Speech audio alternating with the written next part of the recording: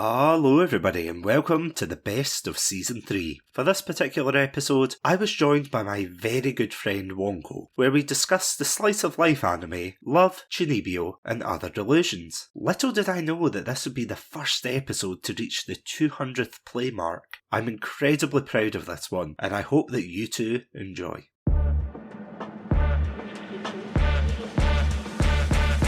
Welcome to Chatsunami.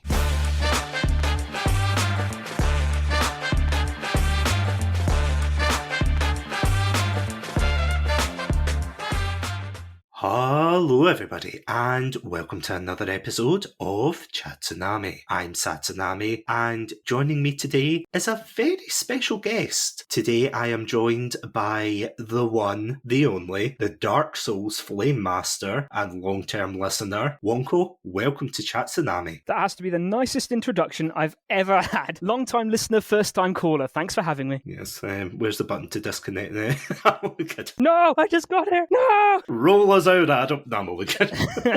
No, Adam Greenshield, I'm sorry. I'm not trying to steal your place. But anyway, sorry. How are you doing today, Wonko? I'm doing pretty good. I'm a bit nervous to be on because I'm not a big-time streamer like most of the people you get on here. I'm just some random nobody who squats in a squalid corner of your charming Discord server. But yeah, I'm still happy to be here. I've got my notes. I've got a bit of knowledge about the subject, so I hope I just don't embarrass myself on the internet. You'll be fine. I mean, nearly 100 episodes later, and I was going to make a joke and say, oh, I haven't embarrassed myself. I've embarrassed myself plenty of time on the podcast, so you know what? Don't you worry. You're amongst friends here. Well, I'm in good company here, yeah. These are my people. Yeah, today we're going to be talking about, how to put this, quite an interesting topic today because, yeah, it's going to be an anime that, quite frankly, I haven't really raised yet with Greenshield or Adam yet, but I feel as if, Adam, if you're listening, you would probably like this one. So today we're going to be talking about is it right to say a lesser-known anime? Yes and no. I'd say that the name Chunibyo, it comes from this series, obviously, is fairly well known. People know what a Chunibyo-esque character is. They might necessarily know where it came from, what the patient zero was, as it were. But yeah, I would definitely say, however, that the characters, particularly Rika, but we will get into that, dear listeners, has absolutely left her mark on pop culture, on anime in general, and I even have some points to support that thesis. So stay tuned. I am looking forward to that, honestly. We've been messaging each other back and forth about ideas for this episode and things. This whole idea was spawned in a particularly hot crucible of fire that is Halo Infinite multiplayer. So that is true. Baptism by fire and salty rage, so so podcasters out there, see if you need some inspiration, go into Halo Infinite. It is great for inspiration, totally. And frustration. Oh, absolutely. All part of the creative process. Halo Infinite bashing, we do have an episode on that. Feel free to listen to that one because, we honestly could do a whole episode about Halo Infinite and everything, but as you kind of alluded to there, we're going to be talking about an anime called Love, Chunibyo and Other Desires. That is the correct name, isn't it? Or, to give it its original title, Chunibyo Demo Koigai Shitai, which literally translates to want to love despite Chunibyo. So, slightly different, but the idea is still there. Oh yeah, I should probably warn everyone before this starts. I'm a bit of a language snob when it comes to it, but I'm sure when I start explaining my backstory, it'll be clear why. So, bear with me here. Born a weeb and, yeah. I'm only joking. I didn't choose the weeb life, Satsunami. The weeb life chose me. Hey, that's a half-truth. So yeah, this is a weird choice of anime to bring up because, as I said, the animes we kind of discuss on this podcast, at least so far, we've discussed things like Death Note, Beyblade, Princess Mononoke as well. Even Halo Legends got a spot. Oh, that was a great episode.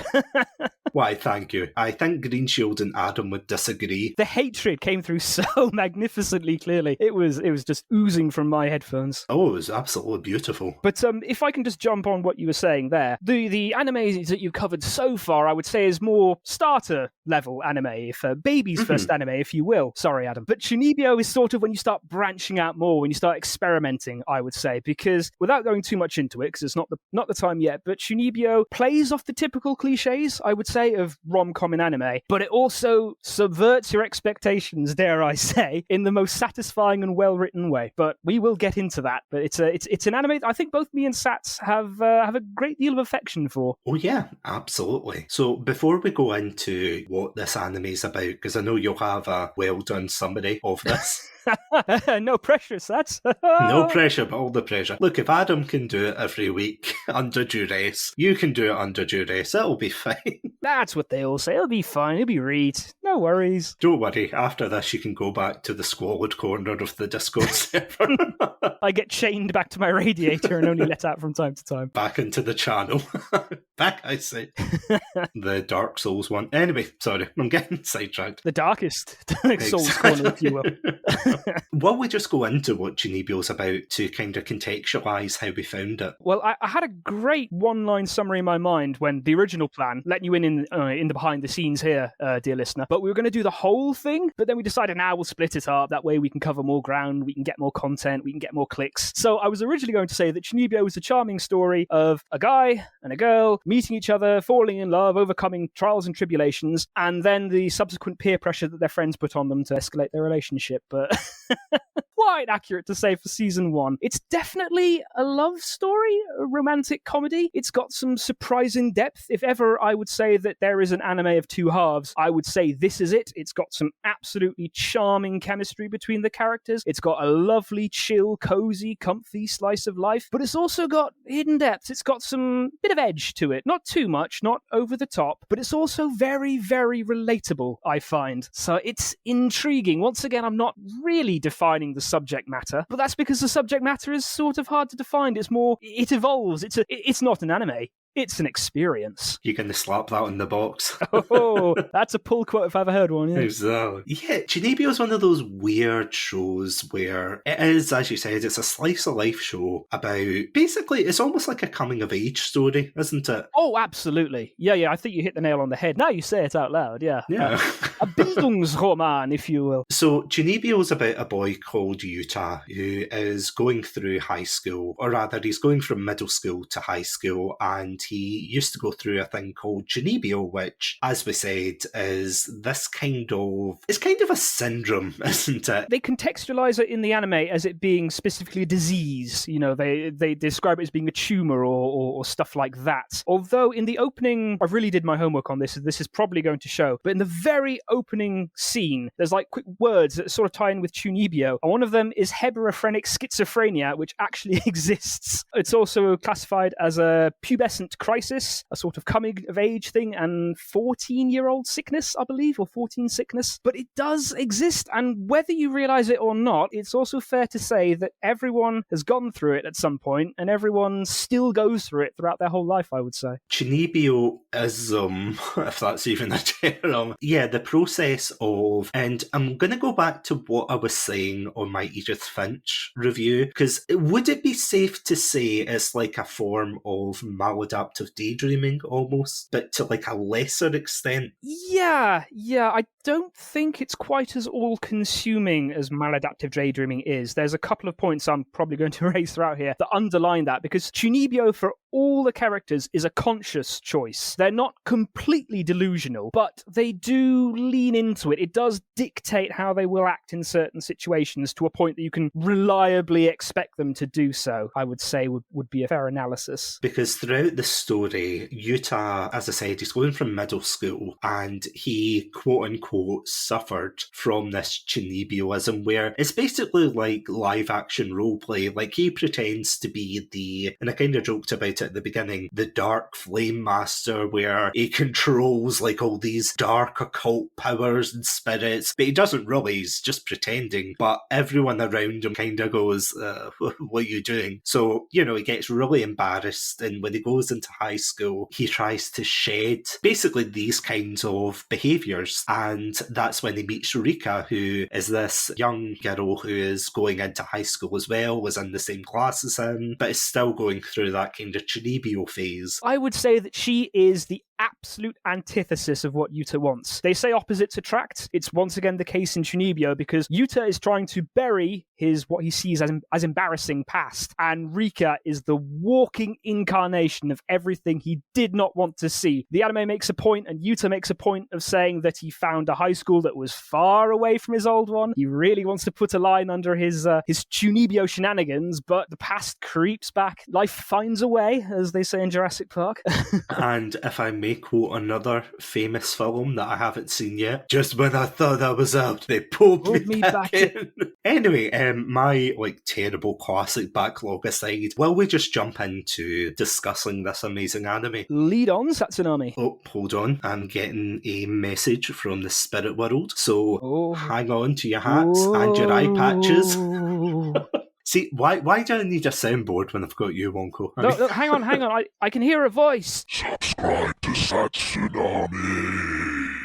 Wow, I think we just caught a ghost live on this podcast. This is a first, ladies and gentlemen. This is a supernatural stream. We fooled you. You thought we were going to go into heartwarming anime. But seriously, please subscribe. I'm hungry. I need the money, please. Please give clicks. Please. Hold on to your hats and your eye patches, and we will see you in just a couple of minutes. Welcome to Chatsunami, a variety podcast that discusses topics from gaming and films to anime and general interests. Previously on Chatsunami, we've analysed what makes a good horror game, conducted a retrospective on Pierce Brosnan's run as James Bond, and listened to us take deep dives into both the Sonic and Halo franchises. Also, if you're an anime fan, then don't forget to check us out on our sub-series, Chatsunami, where we dive into the world of anime. So far, we've reviewed things like Death Note, Princess Mononoke, and the hit Beyblade series. If that sounds like your cup of tea, then you can check us out on Spotify, iTunes, and all good podcast apps. As always, stay safe, stay awesome, and most importantly, stay hydrated. Life moves pretty fast, and in this always on-the-go world that we find ourselves in, it's becoming ever harder to pause and reflect on what we see. Yet if we don't, we miss the opportunity to experience the things that could truly change our lives. The Little Pot of Inspiration aims to be that opportunity, to stop and savour not only the events around us, but the people, the experiences, the sights and sounds.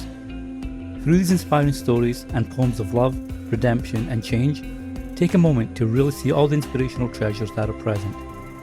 Inspiration is all around us. All we have to do is look.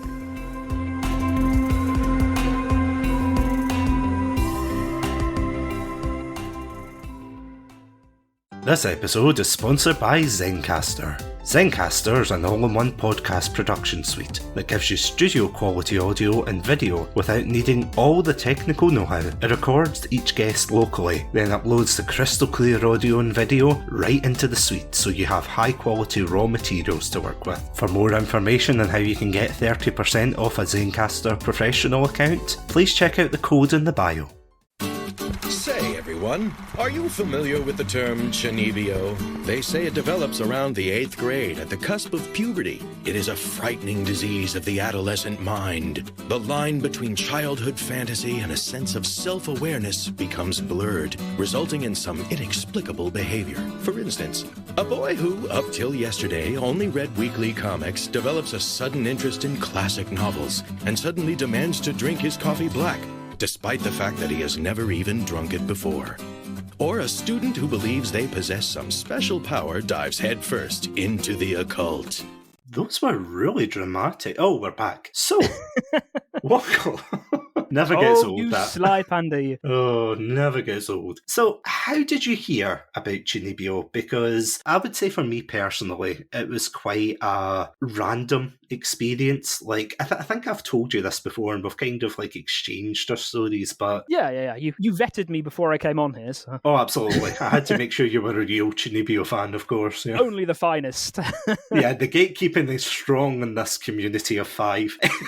But just for the record, the panda lawyer wishes to point out that was indeed a joke. Yes, indeed. He is. He's given me the thumbs up. Yeah, thanks. I really should give him a name. Yeah, he's done so much for the channel and yet so little recognition. He's a true national hero. But maybe not a human being. I was going to say, maybe if you donate, we can buy him some trousers. But anyway, sorry, getting sidetracked. But yeah, I remember my first experience with Chunibyo was actually when Greenshield and I were at university. Him and I watched a lot of anime, and it was really like a turning point for me because we watched a lot of like Studio Ghibli stuff. We watched Full Metal Alchemist Brotherhood, Hunter x Hunter, or Hunter x Hunter, you know what I mean. Yeah. I've spent enough time on the internet to know where you're going. I know things. Gurren Lagann, that kind of thing. And I remember at the time as well, Attack on Titan was very popular. So much so that we had someone in our campus that actually walked around with a cape from the Survey Corps. Did you know that? God. No, this is news to me. Wow. I guess I'll let anyone go to university these days. It was quite funny because I remember everybody looking down and saying, why is that girl wearing a cape? And I looked and I immediately recognised the Survey Corps insignia and I was like, oh no. You didn't run out after going, "Caesar Diaz, son of Diego." Yes. Yes. Notice me, weeb senpai. That's why my uni career was cut short. But anyway, moving swiftly on. So anyway, that's why I was banned from the campus. This is how I found Chunibyo. No, I'm only kidding. So I remember in my final year, I came down with a really bad sickness. I think it was mold or something in my flat. It was really bad. Oh yes. You mentioned this on a couple of other times, haven't you? Yeah, it basically floored me. So much so that I was kind of stuck in my room, feeling sorry for myself, ordering spicy takeout to take away.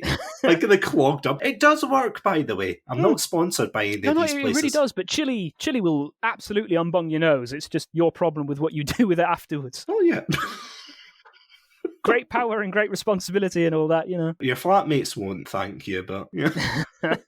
But you're feeling miserable, so you might as well inflict your misery upon others. Yes, anyway, the backwards salute aside, I was feeling really rubbish, and I decided because I couldn't really get out and see Greenshield or any of my other friends, I was going to just explore different shows at the time. So I was looking online, and the first show I came across was Black Bullet. Oh, yes, you mentioned Black Bullet to me. The only reason I watched Black Bullet was because everybody said, oh, it's just like Attack on Titan, but with monsters instead of, Battle giants. lollies, and it's nothing like Attack on Titan. It's terrible. Hell? It was a waste of time. I've said this to you so many times as a joke. Give us your favourite quote, Sats. Give us your favourite quote. My favourite quote, honestly, just watch the first 2 minutes of this anime and you will be laughing so much that you'll turn it off right away. There's a scene where the protagonist is a young boy, he's cowering in fear, and he's like, oh no, what's going on? Because there's a monster in front of him. And this old guy comes up to him and says, if you don't want to die, live. And you're like, well, that's... a quote to live by, to be fair. If you don't want to be dry, bathe. To quote Fate Stay Night, people die when they are killed, so... Pretty much the same energy. Yeah, pretty much the same energy. But anyway, sorry, back to Chunibyo. That was a mighty side tangent, but... Oh, we're gonna do worse, I'm sure.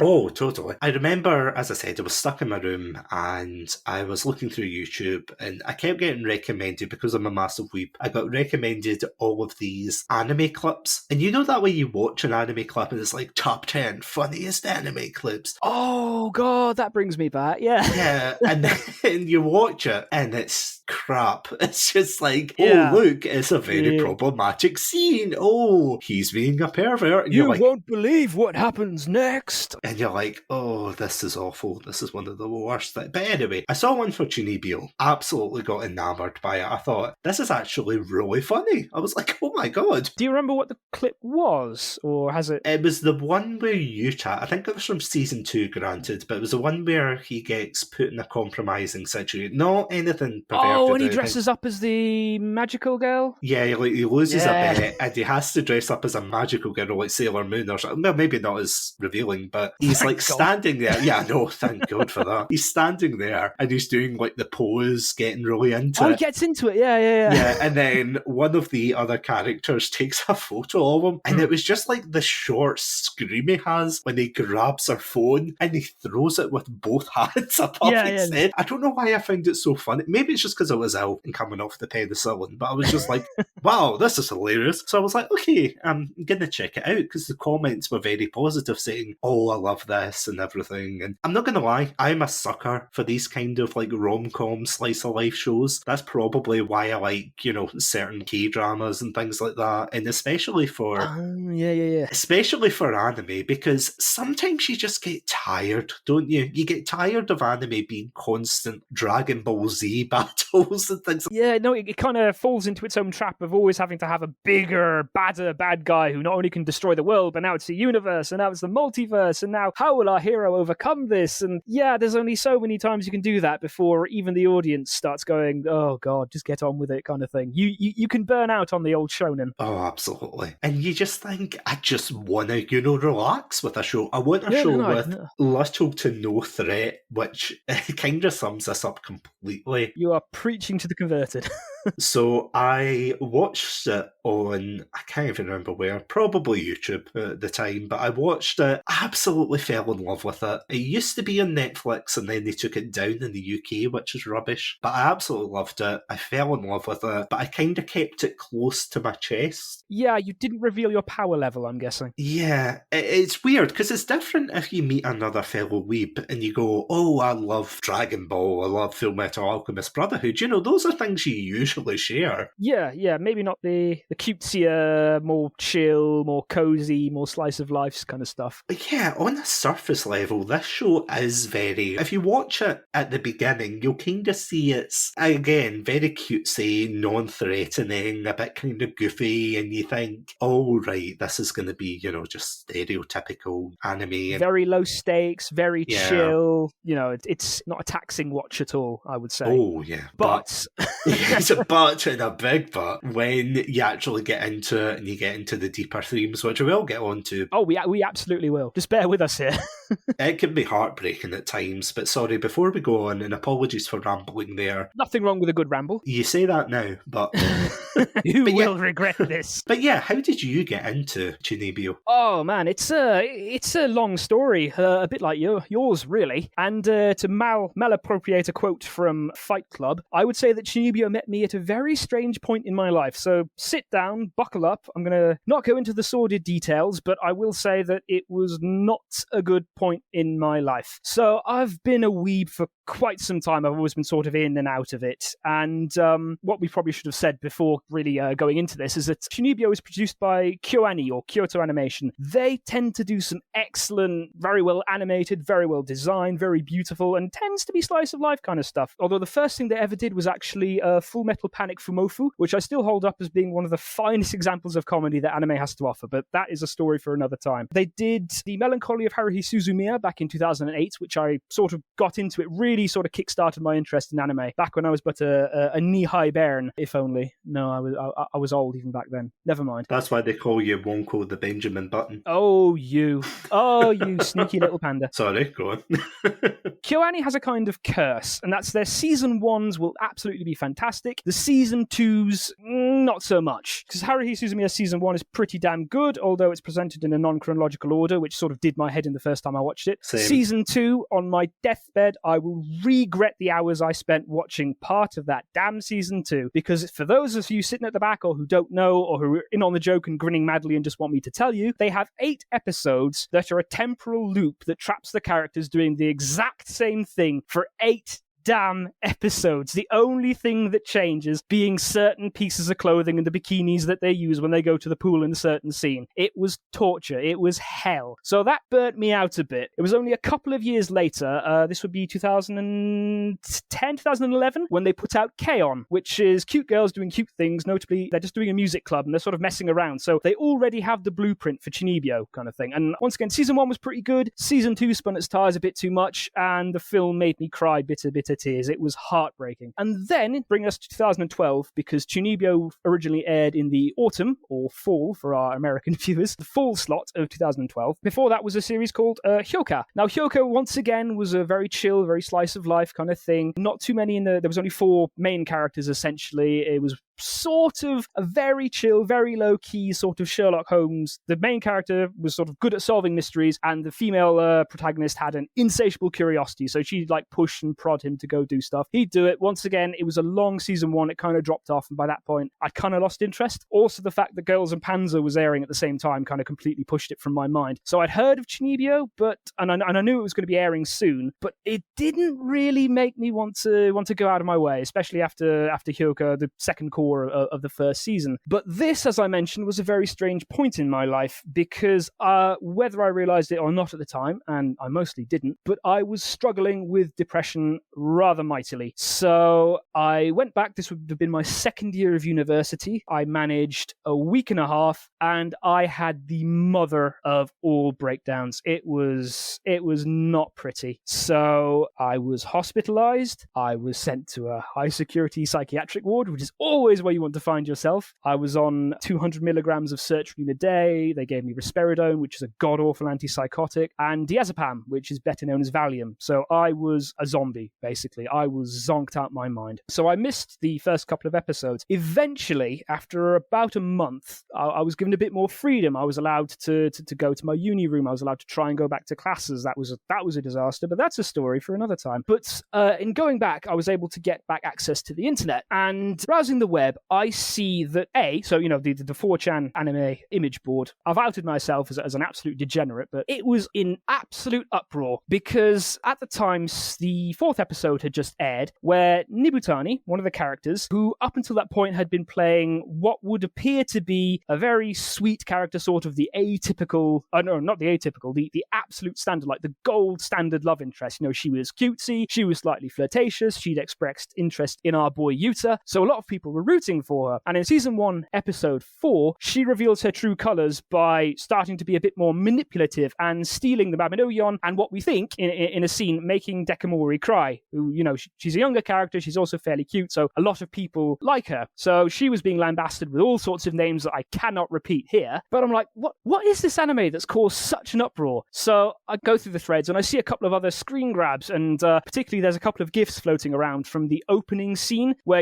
Rika's doing the finger twirl and like dancing along, and it's, okay, that's unusual. Never seen a character like that. So I got into that, and I grabbed all the episodes I could, went back to the ward, devoured them in one evening. I'm like, my God, it was brilliant. It was just what I needed. It was cathartic. It was relatable. It really, really cut through and made me actually feel something in the midst of depression, which, let's face it, is pretty rare. It sort of rekindled an appreciation for anime. And so the next week when I was allowed out, I eagerly downloaded that one. And it also helped me branch out a bit more. It made me go back and visit Clannad, which is another KyoAni one, which predates both Hyoka, K-On! And Chunibyo, but it is an absolute brutal tearjerker as well. I also got Angel Beats, which is another fairly cathartic, let's say. It's not a downer per se, but it deals with some serious themes, deals with like death and the afterlife and regrets and stuff like that, which really helped me work through. I mean, I also have to say, as a brief aside, at the same time, this was when I really got into Dark Souls as well. So I had Dark Souls push me, and I don't want to say punish me, because that would make me sound weirder than I already am, but there was like the idea of overcoming that is encoded in Dark Souls. But then there was also this much more relaxed, much more chill catharsis that anime was affording me, and so it had rekindled a sort of a love that I felt for anime. Because, to give a bit of backstory, and I know we're rambling still, but I'm a child of the 90s, so when Pokemania swept the globe and hit the school I was in at the time in Ireland, I never stood a chance. It was Pokemon, Digimon, bit of Beyblade, then it sort of fell out of favor when I discovered Halo, and then I got back into it. It's sort of been on and off and on and off. And even thinking about it, because Sats he's a nice boy, he mentioned that I'd get me to talk about how I got into it. And I realized that I actually got into anime when I was 4 years old, when my dad showed me Ghost in the Shell. So really, in terms of being a weeb, I never stood a chance. It's just been sort of on and off and hot and cold. But I would say that Chunibyo is definitely one of the series that helped kickstart and ignite my love, my appreciation for anime, and also what it can do as an art form. I'm not sounding absolutely pretentious now, but KyoAni, for all their faults in terms of story writing, although there's not that many to be said for season 1, they make some absolutely beautiful backdrops. I mean, Chunibyo is a gorgeous anime. The backgrounds are watercolored, but they've also got an amazing interplay between light and shadow. The character designs are absolutely on point, and the music is understated, but it's exactly what you want. Going back to watch Chunibyo for this episode, it was like slipping into a pair of comfy slippers or a lovely cup of hot tea. It really gave me an appreciation for anime sort of all over again, because you get a lot of fairly derivative stuff in anime. They tend to chase what works. Like at the time, Chunibyo, I think it was more the harem animes or the sort of battle academy. Now it's more drifted into isekai and stuff like that. But there are a lot of cookie cutter stuff that do not try. But Chunibyo, it's got a lot of heart to it. It's not a perfect anime, but at the end of the day, do you really want something to be perfect? Because perfection is boring, and the imperfections are just something else for you to appreciate, which sort of ties into one of the key themes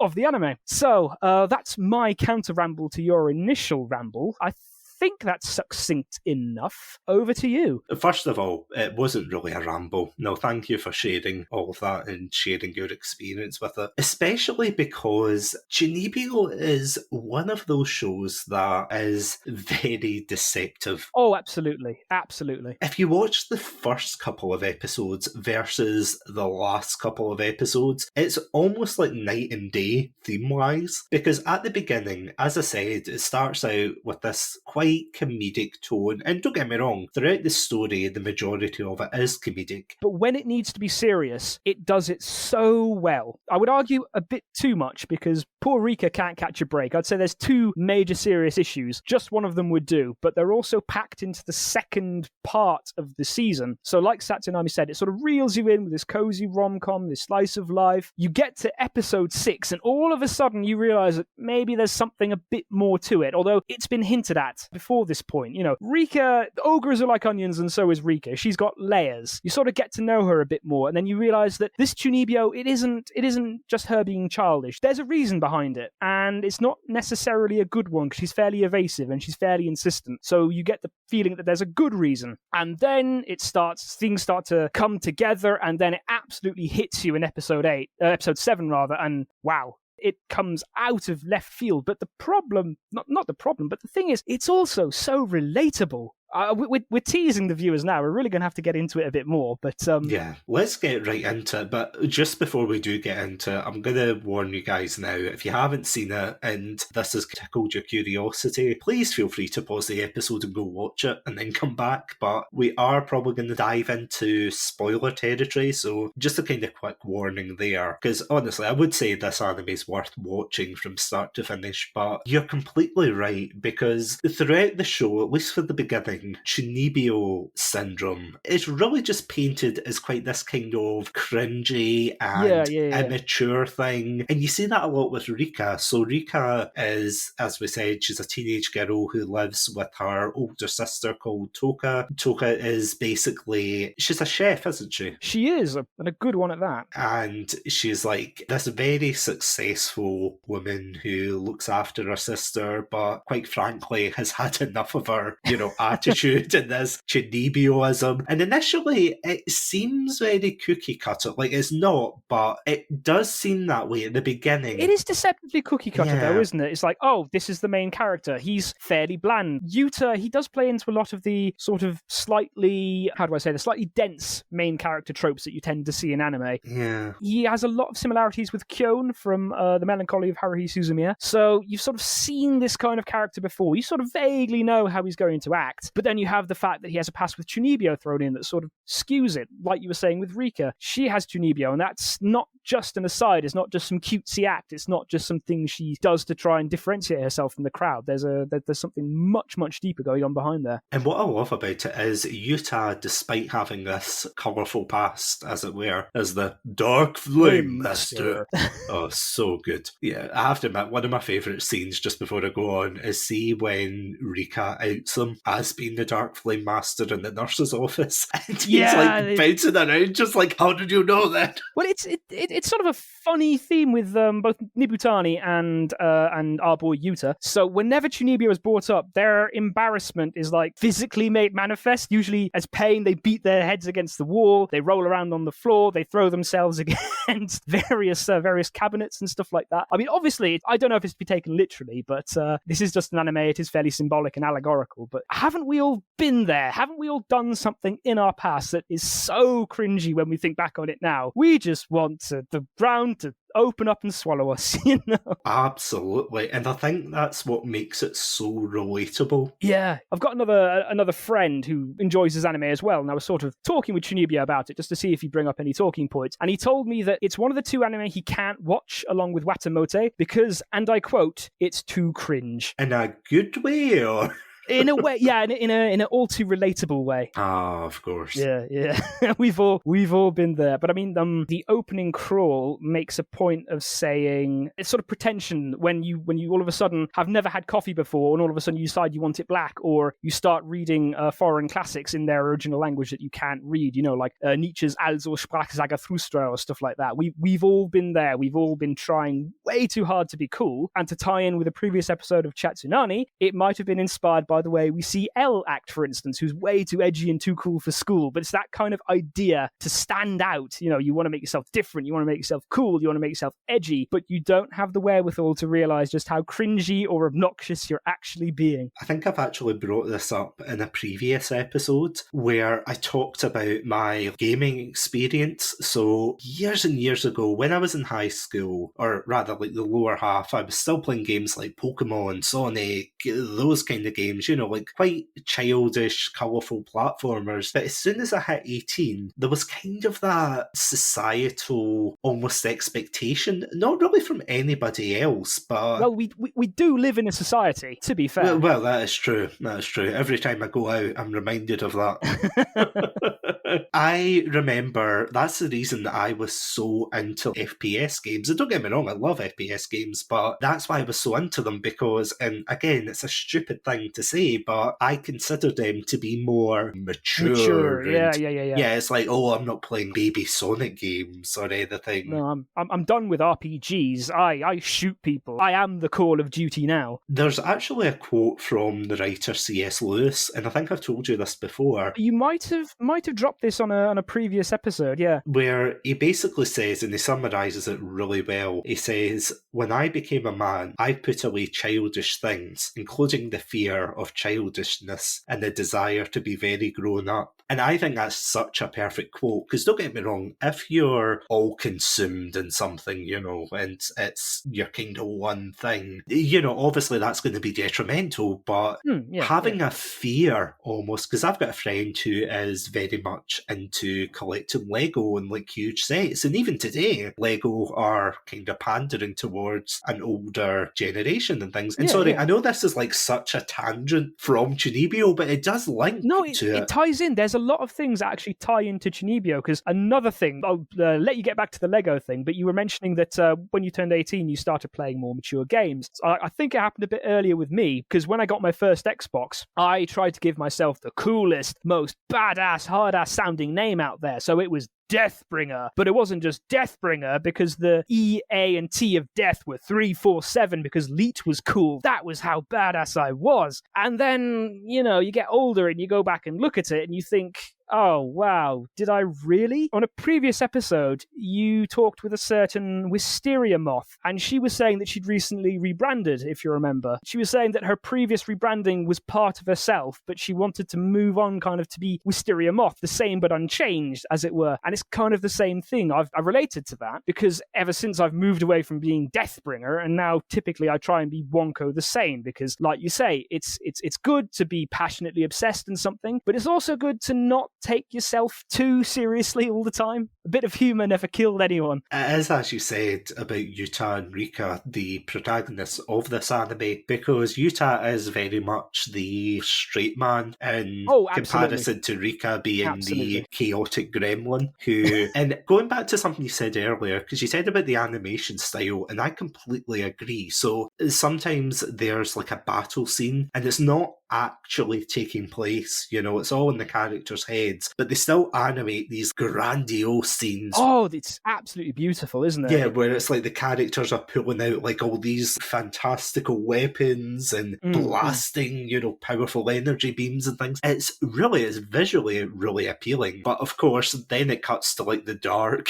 kind of reality of it, and it is just them flailing. It's also comic effect. You majorly made me think of the first proper fight that we see with Rika against Toka in episode episode 2 when we get the transformation, we get the music change, all of a sudden we get to see what she's seeing, and it really is straight out of like a shonen. It wouldn't look amiss in Dragon Ball Z, but it looks even better, I would say, to be honest. There's just that thing, the Chunibyo is sort of, or it seemed to be rooted in childishness, but it also makes the mundane so beautiful, and I think that's what Chunibyo is able to capture fairly well throughout the animation, throughout the backdrops, throughout most of the series, to be fair. Because might mention this again, but Chunibyo as a style, it's very saturated. There's very bright colors. There's lovely usage of shadow and light in certain scenes. But I don't know if you caught this. Well, you probably did. You might have noticed it, but your brain did. To quote another YouTube channel that's slightly better known than you, dare I say. But when Rika finally loses her Chunibyo, and spoilers, but to be fair, we've warned you since this begun. When she loses her Chunibyo, everything becomes desaturated.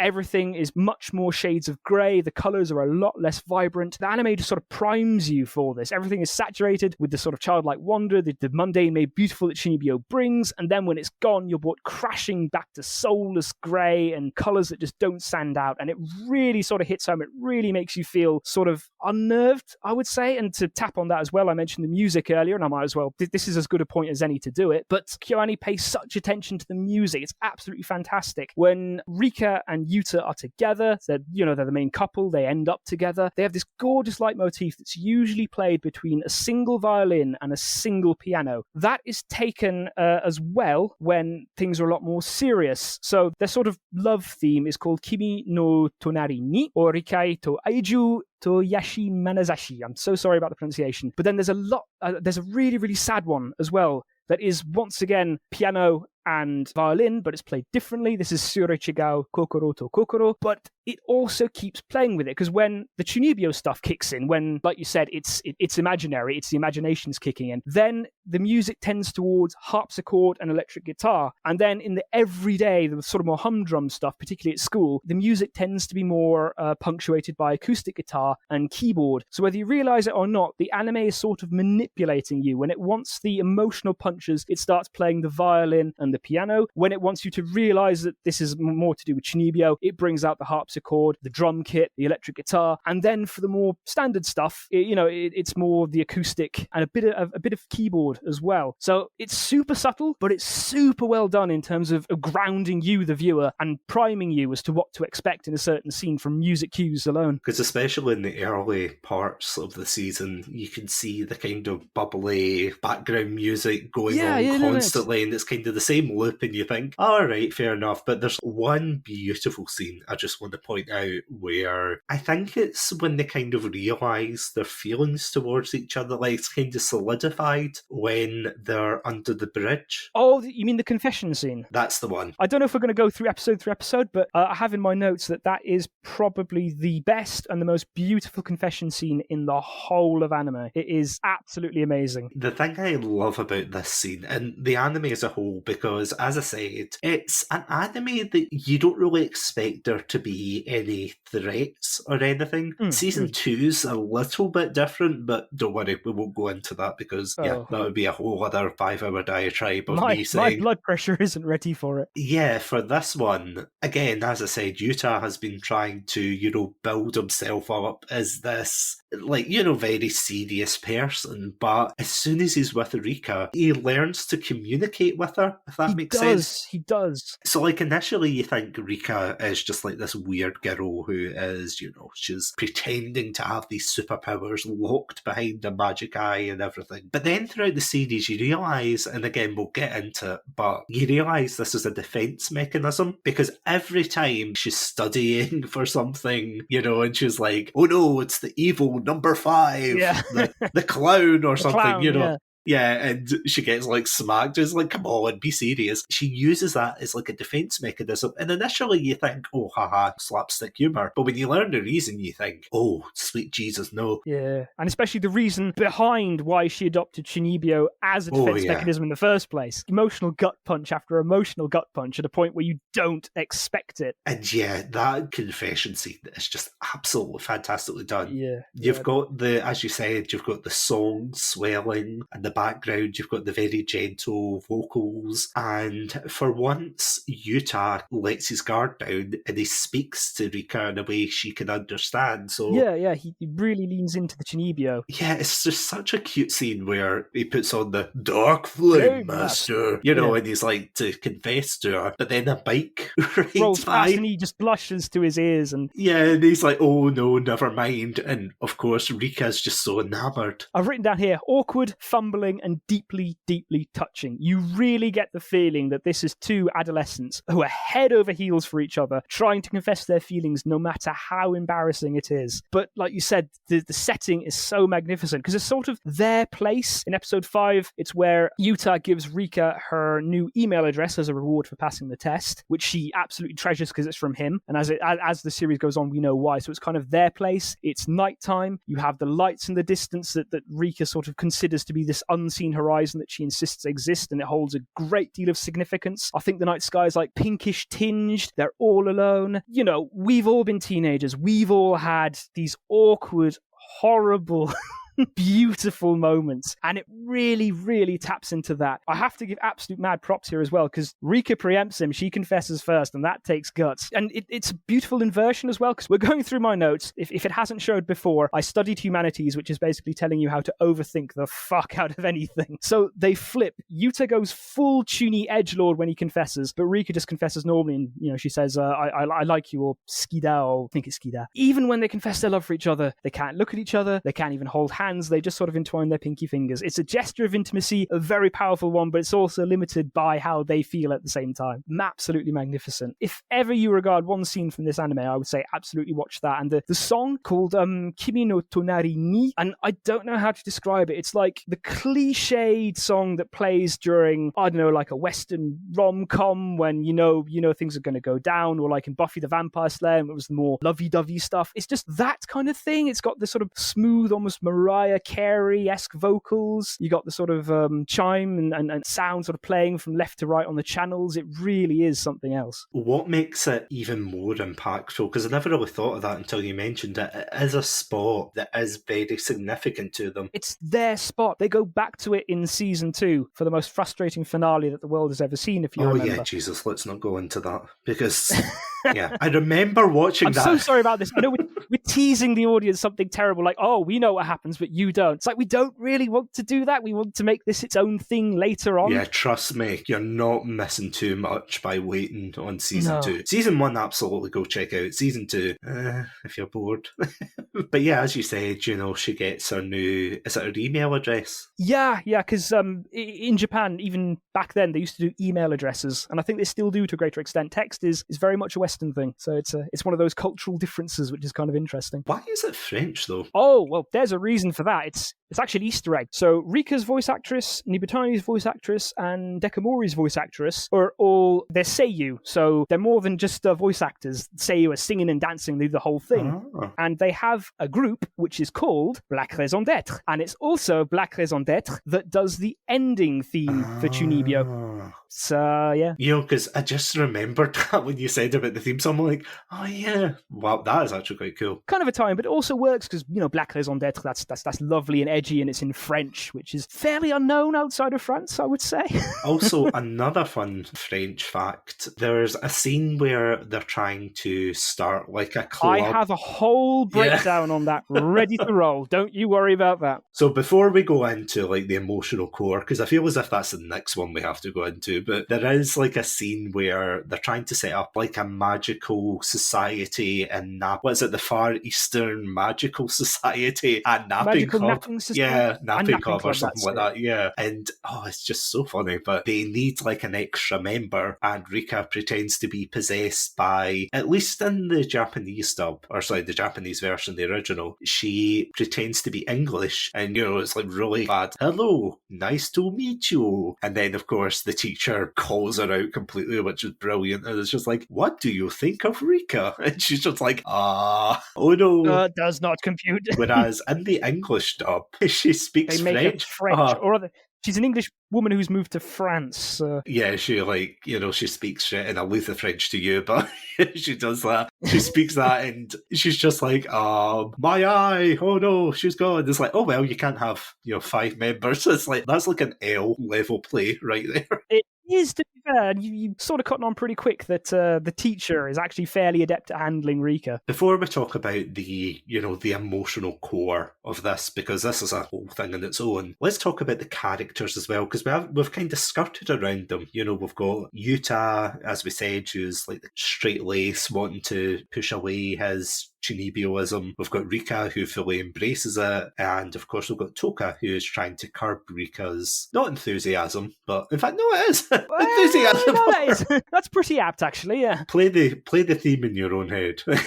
But of course, we've got other characters to go on. We've got supporting cast members, which we've mentioned. I think you might have heard Nibutani or Dekamori being thrown out, but probably we should explain who on earth they are. Nibutani is, as you perfectly summarise, she is the love interest, at least for the first couple of episodes, until Yuta realises that she used to be a Chunibyo as well, and she's tried to pretend she's not anymore, and that also leads to the introduction of Dekamori, who is a younger friend to Rika, who follows her around, keeps calling her, like masters, if she's like learning all these spells from her and things, and just harasses Nibutani because Nibutani used to be technically like a witch, or so she says, like a fake witch called Mori Summer. And Dekamori found basically her DeviantArt page, let's just say, or her Tumblr to be exact. MySpace, perhaps? Yeah, maybe MySpace. She found that, she became completely enamoured. She said, oh, I love Mori Summer's teachings and things. And she holds her in a very, very high regard, is the point. That leads to their kind of rivalry, that Dekamori can't believe that Nibutani is this, she wants to distance herself. And I would say they're probably second or third kind of most important, because Nibutani and Dekamori are the supports for Yuta and Rika, but then we get to the bottom tier of support characters, because you've got the teacher, you've got all the kind of side characters, you've got Yuta's mum, who can't remember what her job is, but it must be the night shift. yeah, it's unlucky, but she's out of the way, so shenanigans can ensue. Yeah, and the dad's in Jakarta for some reason, so it's like, okay, fair enough. But we've got 2 other characters. We've got Ishiki, who is basically the only other supporting male character. The male character gets voice lines anyway, because the classmates don't play into it very, very much. Yeah, and he doesn't get a lot to... he has one episode that revolves around him, but as the series goes on, his impact gets less and less, and especially in season 2. He gets shafted pretty badly. Oh, absolutely. Let's be honest. I mean, the shafting begins in season 1, but poor Ishiki in season 2 in the film. He's like you say, Sats. He's more of a supporting character. In the light novels, he gets a bit more to do. His major character trait is, how about them girls, man? Pretty much, yeah. It's a shame, really. It's a shame. He's not the worst I've ever seen, I will admit, in that kind of character trope. I just feel as if they didn't have anything to do with them. No, but he taps into that slightly uncomfortable stereotype of the friend who's more worried about your sexual life than he is his own, kind of thing. Hey man, I'm never going to get any girls, but you should totally go for it, dude. It's a bit weird, not going to lie. And of course he pines for the other girl who, and I know you and I have differences in regards to opinions for this character. Yeah. So the final character is Cumin, who is basically the reason why they have Napping Society in their name, because she's a senior in high school and she basically sleeps all the time. That's her running joke. Personally, I feel as if she does nothing in this, and she's only just there to encourage, as it were, or just... She does seem to enjoy the Chunibyo antics that go along, so she's got a very sweet and sort of supporting side. So she's happy, she plays along as best she can, even though she's never really experienced Chunibyo. She says herself that she's been homeschooled for quite some time, so she has this sort sort of awkwardness about her. As such, she's got an eccentric hobby, napping, as Sats mentioned, but she's also like super interested in this Chunibyo that she's never experienced, despite the fact you have Yuta and Nibutani shouting at her about how horrible and cringy and embarrassing it is. She is like a kind of good foil in that way, but I don't know, I feel as if she's not as bad as Ishiki. I feel as if he gets a worse brunt. He's a joke character, I would say. At least Cumin is taken seriously to an extent. Semi-seriously. Whereas Ishiki, yeah, as you said, he just gets absolutely pooped on left, right and centre throughout the entire thing. And even when he does help Yuta and Ko, and you're like, it's not great. There's side plots as well with Nibutani and Dekamori fighting against one another. Some of that can get tiring, I have to say. More for, and you'll probably be able to remind me of the episode in question, but there is a particular episode I do remember. This would be the Christmas OVA, would it? No. We're not touching that with a barge pole. Not touching that with a barge pole. No. All right. It's crossing that out. Strike it out. It doesn't exist. There's an episode where they go to the beach, and it has got to be the most depressing anime beach episode I have ever watched in my life. Like, they have the usual, let's go to the beach. We've got what do you call them, water guns. Yeah. Oh, that's right, yeah. And they've got, like, their antics, like, they're all trying to get at one another, and there's all that. But on the flip side, you've got this really, really sad moment where Yuta starts to realise why Rika is the way she is. Yeah, the penny starts slowly dropping throughout the beach episode. And it just feels more like a distraction, honestly. Yeah, when it keeps cutting back to them and their happy-go-lucky antics, and then Yuta trying to help Rika, realising there's more going on, realising things are a lot more serious, a lot more deep than perhaps you might have initially realised. So, the main characters, let's have a brief rundown. So first we have Yuta, and now Sats, I have a question for you, and it's a bit of a trick question, but I'll go for it anyway. Is Yuta a JoJo reference? In what way? Particularly the poses and the way he holds his hand in front of his face. That's what I'm... I mean, technically, yes, but I don't know if it's officially... Ha-ha, you fool! Yeah, because I did a bit of homework on this. So in the original, he's voiced by Jun Fukuyama, who is perhaps better known as Lelouch, or Lelouch v Britannia, if you prefer, from Code Gosh, or Code Geass. It's Gosh in the original Irish. I spent 14 years in Ireland. I'm going to pronounce it that way. And particularly when he does the Dark Flame Master, it's almost one for one as how he did Lelouch's voice. So it really sort of jerked me upright when I heard it, because I watched Code Gosh in the original and then watched it dubbed. Although, to be fair, the dub was pretty good too. There's nothing wrong with it. Like Satsunami said, he's very much the straight man. And to misquote a certain meme, but I think Yuta is a pretty cool guy because he hits women and doesn't afraid of anything. Now, let me explain that before the Panda Lawyer cuts the whole stream. So there's a lot of slapstick in Chunibyo, and mostly it comes from Yuta just sort of like bonking, I would say, on the head. It's not proper hitting. He's not actually visiting physical violence on mostly Rika, but also I think Nibutani and Deko get a bop from time to time just to sort of pull them out. But yeah, it's unusual in that regard because usually it's the males who are the butt of the slapstick comedy, but here we have it sort of reversed because Yuta's sort of trying to play the straight man. He's definitely a protagonist. I'm not sure if he's the main character. He's definitely the narrator though, because we see things from his perspective, and so that's why we don't exactly know what's going on with Rika. He's got an embarrassing past, obviously. He's got it rooted in the Chunibyo, and he's trying to move on from it. And despite his best efforts, despite the first day of high school and everything, in walks Rika, the incarnation of Chunibyo, and pulls him straight back. I have here in my notes, and I quote, "Bit of a grumpy prick." And I will explain what I mean. He plays a straight man to an extent where he's grumpy. He doesn't want to go along with it, but secretly he's kind of into it at the same time. But also, as the series goes on, you start realizing that he's actually under a lot of pressure. And at one point, he snaps rather dramatically. And when you sort of go through and watch things knowing that, you understand. Because a wise person once said to me that a lot of pressure is put on the fixer in any relationship. And whether you decide to do that or unconsciously you try and do that, he does try and do his best for Rika, but he doesn't know what's best for her. So he tries to help, he tries to support, but as it goes on, it becomes clear that Rika is not putting on the Chunibyo just because she wants to. So that brings us to Rika. I'm not going to insist on the voice actors every time, just for the main two, but she is voiced by Uchida Maya, who is basically the queen of Chunibyo. If you've seen a Chunibyo-esque character, there's a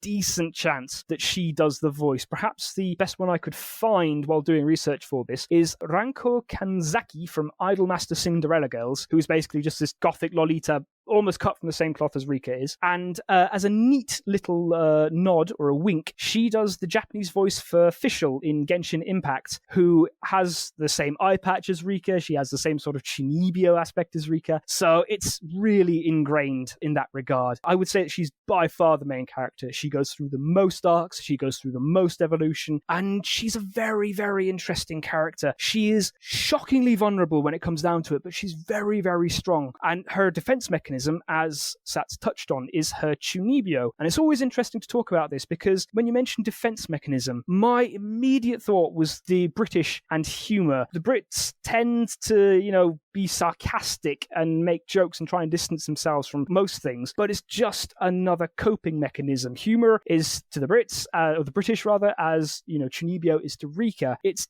a coping mechanism. Do I spoil or do I not spoil? Go for it. Chunibyo is her coping mechanism after the sudden death of her father. And to be fair, Rika probably handles that far better than I would. It's absolutely horrifying, just to think about. It's a conscious act. You can see that because she does break her Chunibyo character from time to time. First time it happens in episode 3 when she's like just joking around with Yuta. But you can see that she can be jolted out of it. When she gets rattled, she can start acting unusually quiet instead of her usual rambunctious sort of outgoing Chunibyo self. She's got a lot of layers which are sort of slowly peeled back as the season progresses. And her Chunibyo, it's a part of herself, but it's also very much her way with dealing with reality. And in that regards, I would argue that she is the most mature out of the Takanashi family, which is obviously her family. Because consider this, her mother is physically absent. Toka tries to throw herself into her work so she doesn't have to think about it. And Rika retreats to her mind. But you find out that they kept the fact that her father would pass away from her until the very last moment. So it was an almighty shock on that. So it's a coping mechanism. It sort of ties into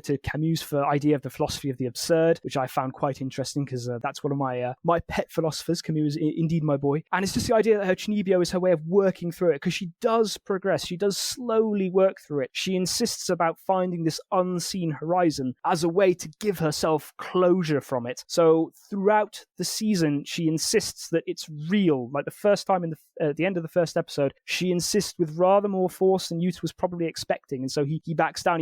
And as an audience, we sort of realize that maybe something deeper is going on. She also relies on Yuta far more than she realizes. And as we see throughout the series, when the Chunibyo facade or when the Chunibyo coping is pulled back, she is lonely, she is frail, she is vulnerable, and she sort of falls into apathy or depression. And particularly the last 2 episodes where that happens, they can make for some very, very awkward viewing, I would say. She single-handedly codified the Chunibyo character that exists to this day, because I mentioned I'm into my anime. At the moment, one of the animes I'm watching is Komi-san wa Komusha desu, which I think is Komi-san wants to communicate in English. And there's a character called Naka-Naka-san who basically you swap the eye patch from Rika's right eye to the left and give her a bob cut, and it's the exact same character. So she still has a massive hold over anime pop culture. Then we have sort of the interplay between Yuta and Rika. You could write a whole thesis on their dynamic. It really is incredible. Yuta inadvertently gave Rika the keys to the whole Chunibyo thing. He helped her more than you realize, and it's only towards the end that you realize just how much Yuta actually matters to Rika, as opposed to the family just basically saying, lol, get over it, that's reality, move on, which obviously easier said than done. So Yuta sort of serves as Rika's guide, both metaphorically, in that he was the patient zero, he was the one that sort of sparked her Chunibyo craze, and also he literally becomes the guy right at the very end, which we'll touch on, but he sort of helps her get the closure and get the catharsis that she so desperately wanted. And a recurring theme throughout both the light novels and the anime is the fact that only Yuta can understand Rika, because Nibutani tries to reject and bury her past. Yuta wants to do that, but he can't quite move away. He can't bring himself to do it. So as a result, he's been there, he knows what Chunibyo is, and he's also getting to learn Rika better. One of the things that sort of brought them together was the fact that Yuta he was so supportive of her, particularly in the light novel. She makes a point of saying that he was the first one that didn't laugh at her, that didn't make fun of her, that didn't tell her to grow up or whatever. So just the fact that he understood her was like amazingly important for Rika. So that sort of gives you an idea of how much the two characters sort of mean to each other. And Yuta is also able to tap into his Chunibyo side, as embarrassing as it is, culminating in the confession scene, really clicks and he starts fully supporting Rika. and it makes it all the more brutal when he snaps and does what no one else could do because he was like her pillar throughout the whole thing. So moving on to the sporting characters now, we have Nibutani. She plays into the cliches of the popular girl. She's polite, she's friendly, she's outgoing, but she's a bit of a bitch. She can be quite abrasive once you get to know her. She can threaten characters, she can stomp on their feet, she can do all sorts of horrible things to try and keep her Chunibyo side buried when she thinks that's being threatened. She says that she's ex-Chunibyo, but as we find out, she actually holds on to the relics from her Chunibyo past, and she's probably the most socially adept, I would say. She can manipulate and navigate most situations fairly easily, and she tries to push Rika and Yuta together when she seems to realize what's going on. And she's also interesting. She's very human in the regard that she's got a slightly more cynical, slightly more abrasive side, but she's also desperately trying to find her place. She keeps going from club to club to club to try and fit in, but in the end, she can't quite find what clicks for her, so she's always moving on and constantly dissatisfied. Next, we have Dekamori. She's actually an anime-only character. She does not exist in the original light novel. She was written in by the third book. Really? Yeah. You wouldn't think so, because the chemistry is so good. And actually, Cumin and Toka are also anime original. They didn't exist in the original. Oh, wow. I know, right? Also, nice to know you're still there. I've been sort of monologuing for a while. No. I've been taking notes down. I'm like, didn't exist. That's why I'm not buying the light novel. Okay, got it. So Dekamori is interesting because she has two aspects of her personality that are codified in anime, and that is her childish side. So first we have the twin tails, and the second, the slightly sapphic undertones or overtones in her relation with Nibutani, but obviously I'm barred from explaining what happened, so you're just going to have to trust me. But both, sapphism or lesbianism and twin tails are both codified as being childish in terms of Japanese culture. It's sort of just the way it is. It's sort of seen as being slightly curious in terms of the sapphism, and the twin tails are seen as a more childish haircut. So she's the youngest, that does work, but she's also...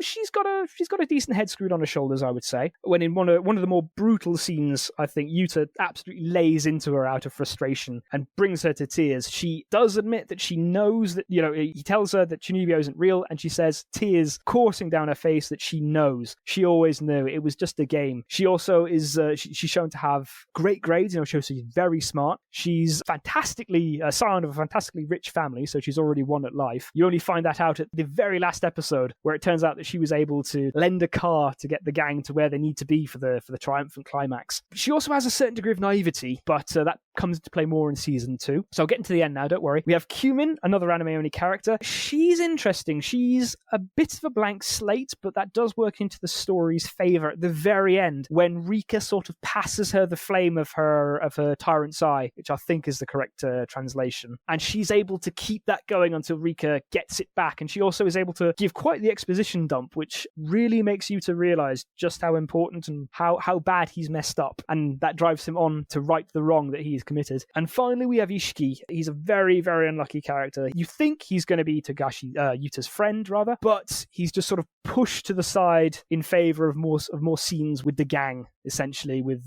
Cumin, with Dekamori, with Nibutani, with Yuta, and with Rika, the Oriental Magic Society napping club, or whatever it is. He's very cliched, he's very one note, and that just gets worse and worse as the series goes on. He does lend the bike to Yuta at the very end, so he does have his use. He is a bit of a Chekhov's gun, but if it's just for that, then... not worth it, yeah. Bit of a shame, yeah. So that would be my brief analysis of the characters. And if you want to listen to part 2 of it, no, I'm all good.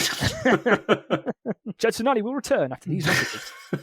Next time on Chatsunami. First of all, fantastic analysis, honestly. Like, you hit the nail on the head for so many of them. You would think, watching this for the first time, all of these characters are just your cookie cutter. Oh, look, Yuta's bland, Rika's the weird, awkward one, Nibutani's the love interest, Dekamori's the brat. Yeah, Toka is the overbearing sister. Turning it back on to something you said, and I think that leads us perfectly into the final part of this episode, of course, being really the emotional core. So what makes Chunibyo, compared to any other anime, what makes this different? And as you said, it is the reason behind Rika's Chunibyo. Now, throughout life, we all all go through certain situations, whether they are fantastic, whether they are downright depressing. That is kind of life. It's those experiences that shape who we are. It is something you actually brought up perfectly there when you said that Rika responds quite positively, giving all things considered. Like, obviously she doesn't go, woohoo, he's dead. Yeah. She is a heartbroken child, that she wasn't told that her father's dying. And you can see before she becomes like a Chunibyo, she tries to do her best. She tries to swallow her sadness and just be like, oh, I'm going to do the best. I'm not going to upset my mum, because, there's still that kind of resentment there, but like a realistic childish resentment. It's not like she's like, I will never talk to my mother, slams door furiously. Like, there's a reason behind that. And as I said, going back to the beach episode, this is where you find out why Rika acts the way she does, because they all turn up in appropriate clothing for the summer, whereas Rika turns up in like the gothic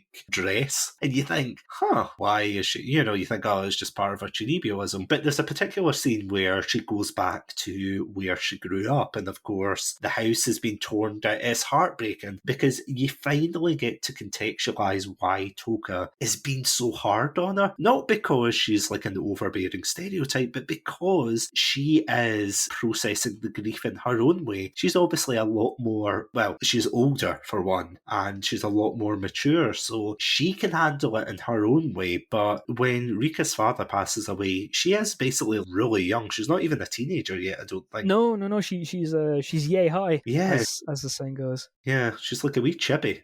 I suppose she is, actually, yeah. It's all the fact made worse that in a scene where Toka's sort of explaining what happened to Yuta, they kept it from her. They never told her that her dad was, slowly getting sicker and sicker until he passed away. So it came out of absolutely nowhere, and it also makes a point of saying that they were fairly close. I suppose briefly touch on Toka, but the more I watch it, the more I dislike that character, to be honest. Every time she shows up, horrible things happen to Rika.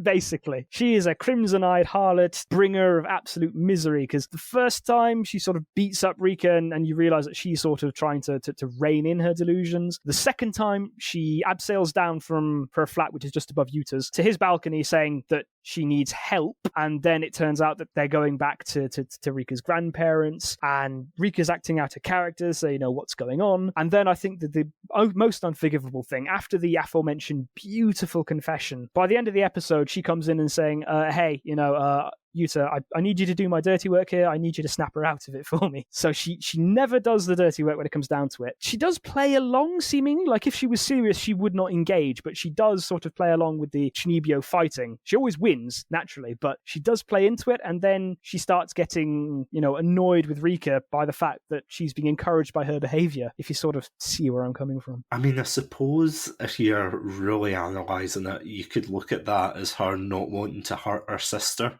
I know, I see what you mean about her enabling that behaviour. Yeah. But at the same time, she's not going to lay into her and start. I'm just trying to think of any anime where they just lay into each other. Until she does, because you're talking about episode 8. I've got the notes right here, and if we can skip to it, essentially, Rika's been trying to give Toka the slip, so she told Yuta to go meet up with her. She sneaks away, but Toka finds them, so Rika runs away on her own, and then Toka takes Yuta aside to Rika's dad's grave, and then you realise, oh, God. So, she's clearly upset. She's clearly bottling a lot of stuff up. The fact that she's back has really rattled stuff loose, but Yuta supports her. He agrees to go with her because she sort of locked herself in a room because she's upset. Toka comes in playing the typical villain. It's like, oh, why have you done this? I thought I could trust you, as they make a break for it. We also have the first time that the really sort of sad music plays. It's called Surchigao Kokoro to Kokoro. It's once again a lovely piece with violin and piano, but it is incredibly melancholic. The way it goes is that it's at night. She's framed by the blue light. Yuta comes in. They just sort of run away. Toka comes in, does some weird sort of foreshadowing, and can't believe you've done this kind of thing. There's a leap of faith. Yuta jumps down first. He catches Rika. They get on the bike. They start pedaling towards her old base. She starts explaining what the unseen horizon is, and the idea is that she saw lights on the water the night her dad died. This is this unseen horizon. This is her coping mechanism, and that's why she's been constantly insisting that exists, and it's constantly why she wants to breach this unseen horizon or this unseen boundary. I can't remember exactly what the term is. Chunibyo is a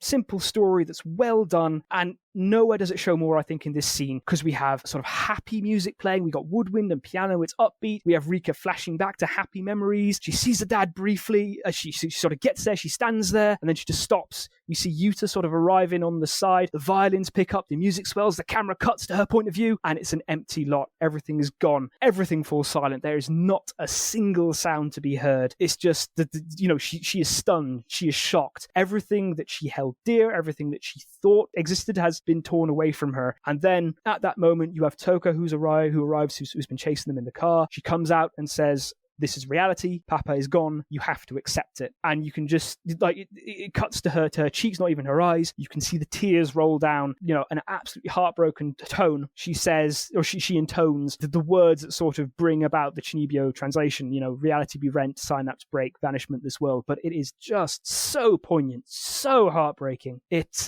really is something. And then episode 8, it cuts straight to a brief recap of that. And then you have Rika and Toka, but really laying into it. Toka is upset, so she is quite literally beating the tar out of Rika. She slaps her backhandedly, so she gets the whole knuckles. She kicks her in her upper arm, and she gives her another kick that sends her tumbling through her mindscape of her house, which all of a sudden turns to floor plans and starts burning down as they fight, as Toka is just trying to beat reality, or beat some sense into her. She's calling her selfish. She asks if Rika hates their mother. Why is she doing this? There's nothing we can do. We have to accept reality. It's brutal, and this is a grown woman kicking the crap out of a teenage girl. There really is some massive emotional weight to it. She says, "Our house is gone. Papa is gone." Rika refuses to give up, and Yuta has to step in because he's finally started to realize what's going on. He says it's because she understands that she's acting like this. Obviously, I don't condone that kind of behaviour, but it is quite realistic in a way, because if you've got someone who, you go through a shared experience, especially something as traumatic as that, and they are kind of living in this fantasy land where they're completely denying what has happened. It's human reaction at the end of the day, yeah. And just the frustrating, the outpouring, it's very, very poignant. And again, it's not what you expect going into this anime, especially with the first couple of episodes where it's oh haha, slice of life, yay. Are they going to get together? Are they not? And then, as you said, by episode 8, it's haha, Rika's dad's dead. Yeah, no, it is pretty brutal. And up until that point, most of the quote-unquote violence, it's been completely slapstick. It's Yuta just bopping Rika on the head when she goes a bit out of control, or when she brings up something that he finds too embarrassing. Although, to be fair, Toka does bean her with a ladle pretty hard in episode 2 to finish the combat. So it's not like she hasn't, but this time, and to be fair, both the voice actresses were really, really leaning into it.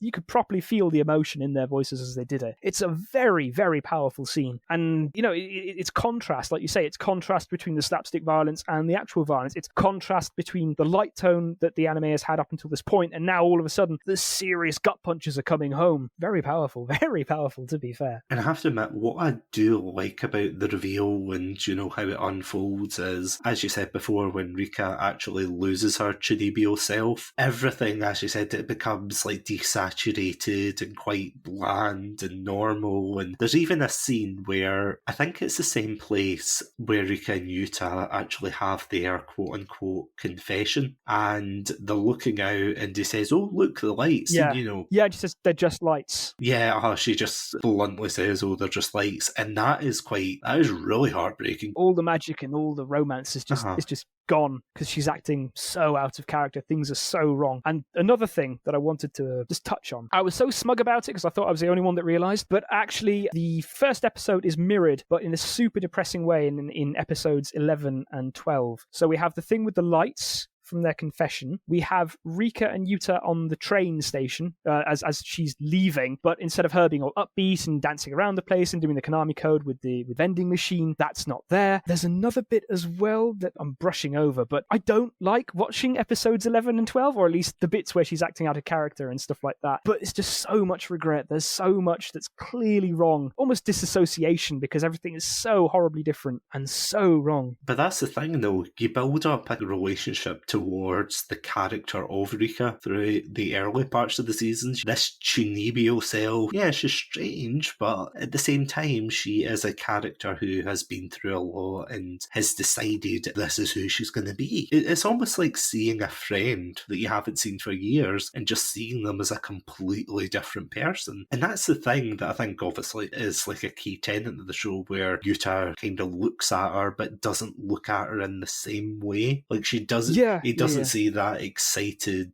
girl that he fell in love with. He just sees this heartbroken, devastated person. Going back slightly before she loses her Chunibyoism, personally, on the one hand, I think this is a dick move by Yuta. So the reason, as you said, that she loses her Chunibyoism is because Toka asks him. Going through my notes here, so Toka shows up and immediately turns things on their head straight after the best directed and best put together confession scene in all of anime. So as it turns out, Toka's moving to Italy for work, and Rika's absent mother is coming back. I sort of mention here that Toka sort of goes for the emotional blackmail line, as she mentioned that Rika's mother has tried time and time again to talk to Rika, but Rika sort of blocked her out. The scene takes place in a restaurant, but what she does is she bows her head. She does something that's called dogeza, I believe, and it's basically abasing yourself. And for Japan, which is all about maintaining a certain degree of poise and standard, this is super embarrassing. And Toka says, talk to her, I'm sure she'll listen. While Yuta tries to defend her, he says to Toka that she does face reality, she understands, but she can't process her sadness, and she doesn't really want the Chunibyo-ness to disappear, essentially. But Toka just bluntly says, she'll never find what she wants to see. So we have Yuta sort of struggling with this already. And then Rika's mother shows up, and once again, it's very well done, because the mother, she's very downcast, she looks tired, she looks work-worn. We find out much later in the film that she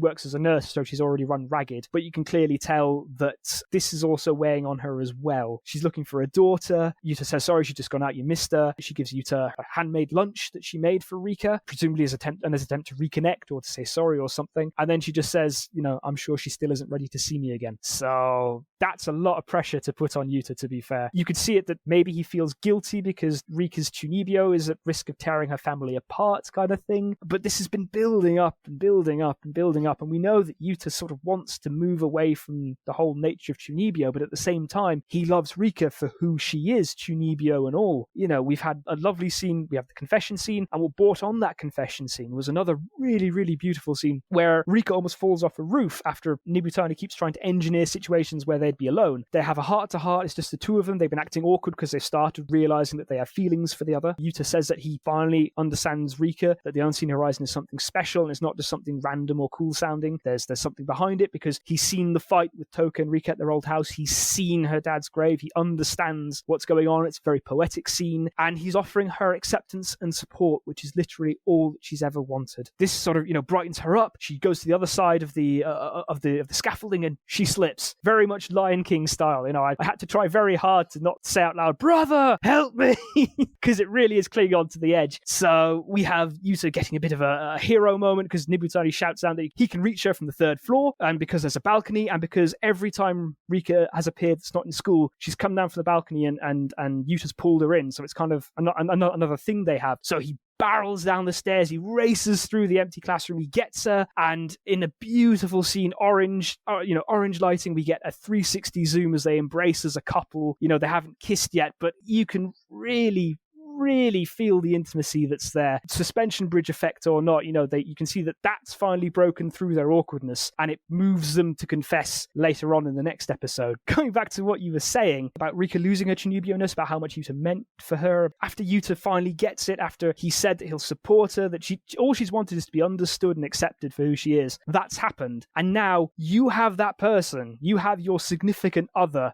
who is all of a sudden upset or angry at you and screaming at you to do something that you never thought they would ask you to do. But because it's them, Yuta is the only one that is able to snap Rika out of her Chunibyo-ness. And that whole scene is quite poignant as well. Again, as I said, it's just this happy-go-lucky anime up until, as you said, episode 8, and then we get this really brutal scene where just as they're preparing to go up for like this talent show. Or a flash mob, wasn't it? I think think it's like a kind of Chunibyo play or something. You know, they're just showing off their, oh, look, we are characters. But it's pushed by Nibutani because she wants to outdo the original drama club, Oh, who yeah. she was a part of, but then got bored with. Yeah, exactly. On the one hand, you think, oh, it's a dick move that Yuta basically did this to Rika just before they were going to go on. Yeah, of all the times. But on the other hand, you do forget he is still a teenager. Like, you know, he's probably not mentally equipped to, think it through, especially being pressured like that, after meeting Rika's mum, after talking to Toka. A lot of blackmail, and like he's trying to fix her, but there's a lot of pressure on the fixer. He's trying to take all that on by himself, but he has no one there that he can talk to, kind of thing. So it does make sense that he snaps, but then again, it really brings to the fore the sort of human aspect of all the characters. None of them are perfect. They all make mistakes. They all make the wrong calls, or they're all a bit abrasive or sensitive about certain topics or stuff like that. But it's just so poignant in that regard. They're not the sort of moe blob carbon copy characters of a typical anime. They really do have flaws, but that just makes them all the more human and all the more relatable, because we've all made bad calls, I would say. We have all hurt people, inadvertently or otherwise, and we have all felt absolutely horrible for that. So we can really sort of feel how that has happened, and we don't even see it. We just cut to him under the tree. Rika comes up, he tells her to take off the eye patch, everything cuts to quiet, it goes all silent, and the episode jump cuts to later in the evening. It's Yuta, it's the evening, he's sitting alone by the chain link fence, and all you know is that something has gone horribly, horribly wrong. It really is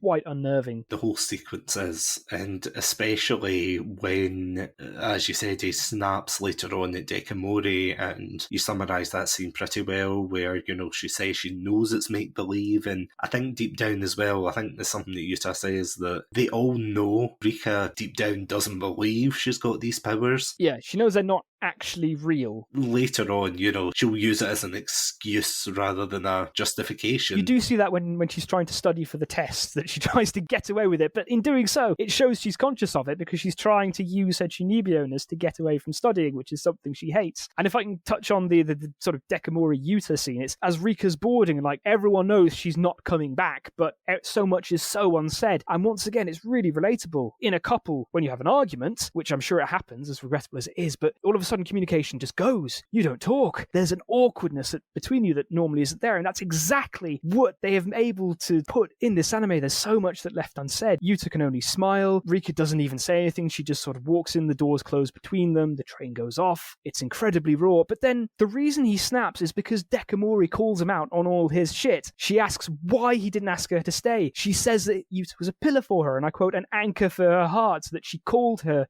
Rika called Dekamori every night to tell her what the Dark Flame Master had done this, or that he believed in her. And that's when she says it. She believed in you, and that's what makes Yuta snap, probably out of frustration. And he really, really does lay into, there's no unseen horizon, her dad is dead, there's nothing he can do. And at this point, Dekamori is really distraught. I mean, once again, fair play to the voice actress that does it, but she is screaming, she is hitting him, she is crying. He just goes on to say how pointless it is, they don't exist. Dekamori just sort of collapses under the weight of this all, and all she can say is, I know, and she runs away. So once again, Yuta has been blotting his copybook a bit, but here it just is like a really low blow. If at any point you do not like the character, I would say that this is it, where he just utterly takes her down. Before this, you have Dekamori who ambushes them on the way to school, and she tries to reignite Rika's Chunibyo again, and she almost gets there, but it's just not enough, and you can already see that she's upset with that. Kicking a puppy or kicking her while she's down, it really is rough to see. It really is. It's like, as you said, all that joy in her life and kind of childish charm. Wonder, the fascination, the beauty, the possibilities. No, it's all gone. Everything's desaturated. Everything's horrible. This is reality. But to end the episode on a positive note, Oh, to flash what forward. a scene, yeah. Yeah, the ending is absolutely fantastic, where basically Yuta goes for Rika. He cycles to her grandparents, which is where they go in the beach episode.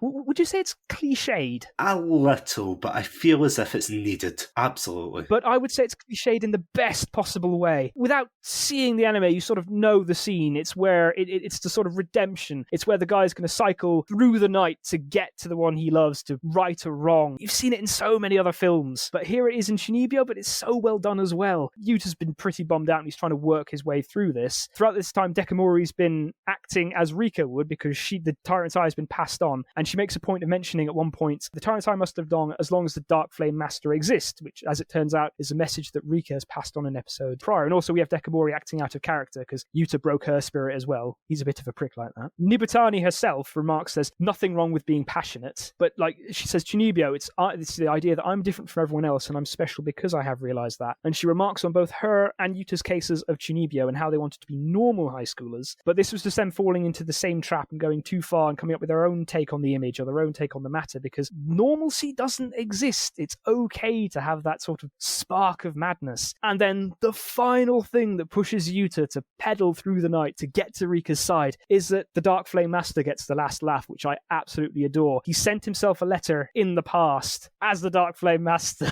telling him he's special and helping him to come to this realization. As you said, it is a little bit cliche, but it's everything that's right with this anime. It does it so right. It's so earned. It's like, I am not ashamed to admit I was almost on the edge of my seat, like, yes, come on, you can do it. It really is building up to that. It is cliched, but in the best possible way. It's another beautiful shot. You have the lights, you have the night, and then he's on the way and he's stopped by Cumin once again, who sort of fills in the final blanks, because we have seen super blurry pictures of Rika and who we assume, a young Rika, and who we assume to be the Dark Flame Master. But then she tells him just how much that he has mattered to her. She reveals to him that after, like, she saw him on the balcony 2 years ago, or as he was sneaking about down below in full Dark Flame Master mode, and I quote, "She watched you every day after that. To live like that was wonderful, much more honest and cooler than bottling up your feelings and living how others would want." So Rika was impressed by Yuta's way of expressing his feelings instead of bottling it up or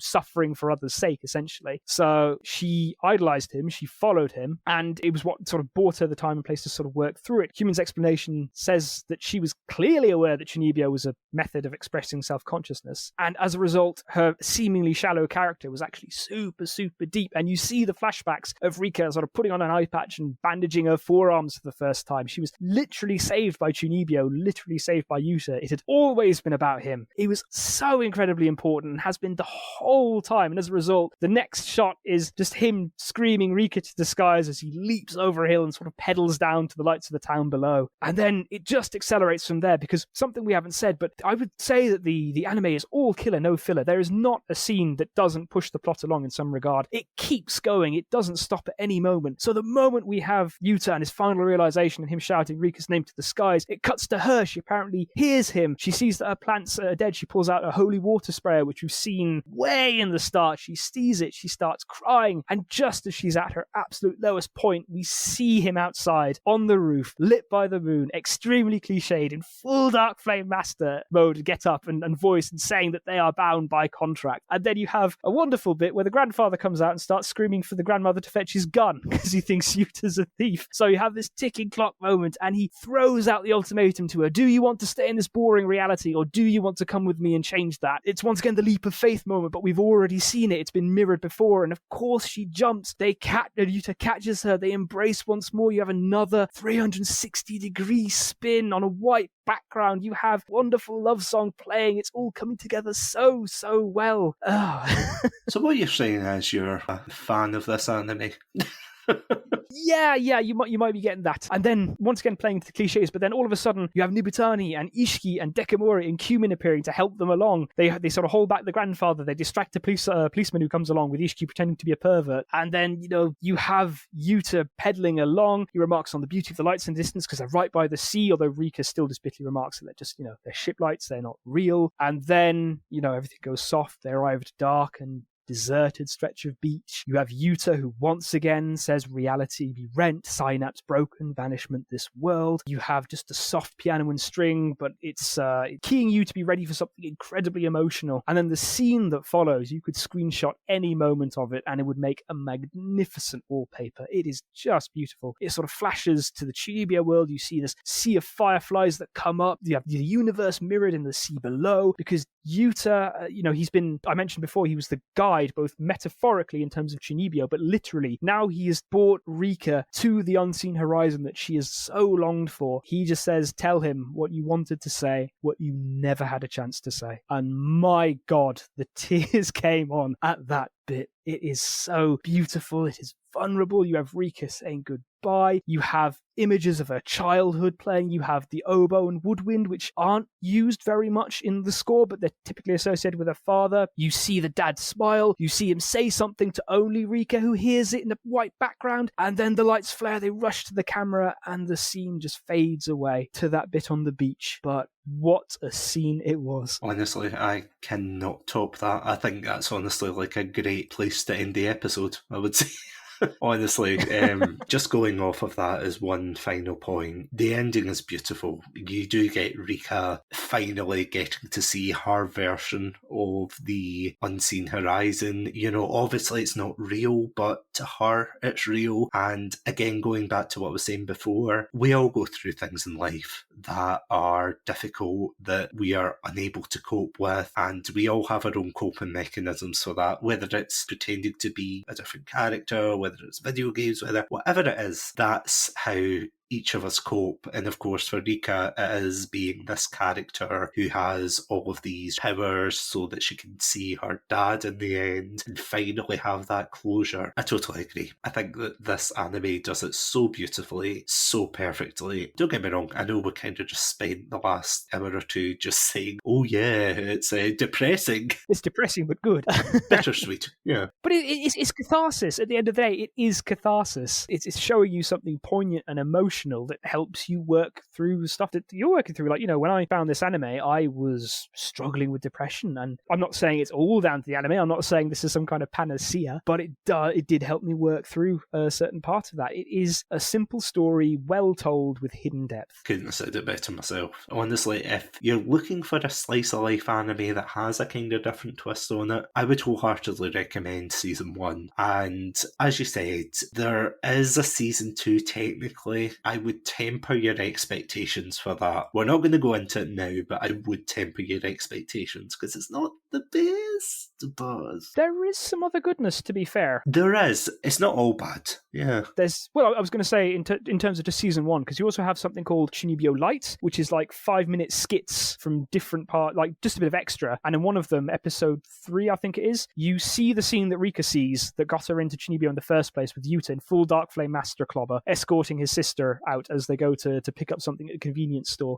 which is kind of funny. And there's another one which is something, a Depth of Field, which is Rika and Dekamori having a giant mecha battle for 5 episodes, and then at the end it sort of cuts to reality and they're just in cardboard boxes and stuff, which is pretty funny, to be fair. There's also the film, which is good because it adds in a bit more context and it ties in season 1 and season 2 a bit better, but it ties in season 1 and season 2 a bit better, with season 2 being the disappointment after the magnificent thing that season 1 is. It lets it down a bit badly, although to be fair, I think it's worth slogging through just to get to the film. Take me on, but my god, season 2 is something else. So we're coming close to wrapping up. There was just a few more things I wanted to touch on, if that's all right. First would be to say that there is such an amazing chemistry between these characters. The bants, the cheeky bants, they flow. You really get the feeling that these are friends who have known each other for a decent amount of time, who get on well with each other, who like each other. I mean, in the case of Dekamori and Nibutani, they are a bit more combative, but you do get the feeling that there's a good rapport that goes in. There's also a couple of themes I wanted to touch on, the notion of delusions. There's the idea of trauma, and one interesting thing that I found out at university, that trauma is usually defined as loss, and as long as you have this trauma, this loss, you are unable to move on. It sort of stunts your growth. So it's kind of interesting to see the interplay between trauma as resulting in Chunibyo and Chunibyo helping Rika to work through this idea of trauma. There's also symbolism that I wanted to touch on.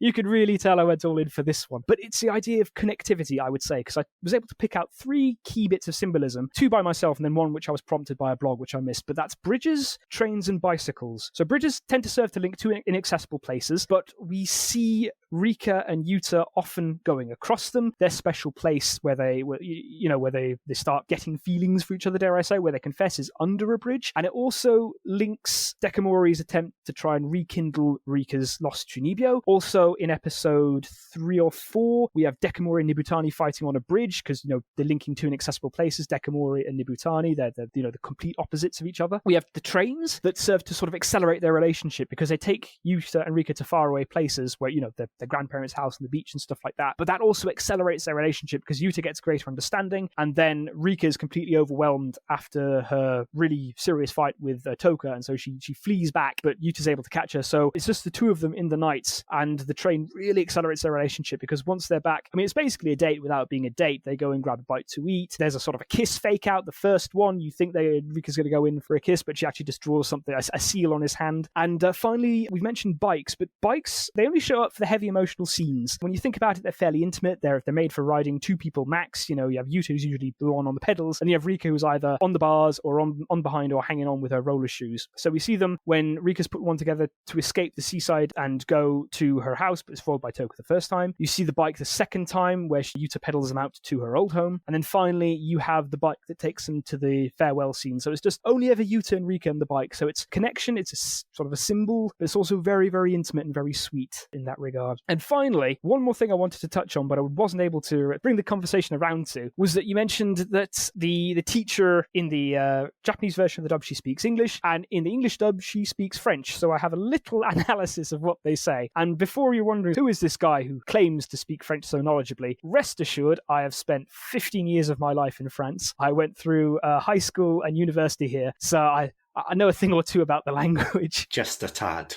Just a tad. Not a humble brag.